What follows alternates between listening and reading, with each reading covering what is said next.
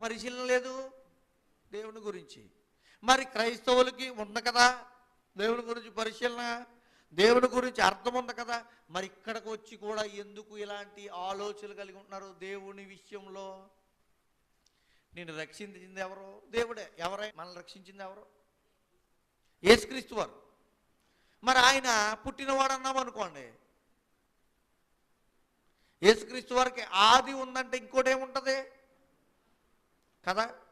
ఇదేమర్థం కావటం తెలుసా?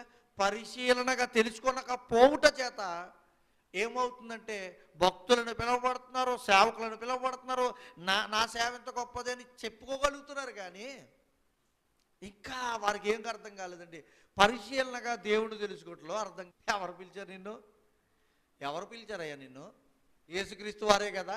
ఆయన పిలిచినప్పటికీ, ఆయన ద్వారా రక్షణ పొందినప్పటికీ, ఆయన ద్వారా నిత్య జీవం నువ్వు చేరవలసినప్పటికీ నీకు ఏమి లేదో తెలుసా?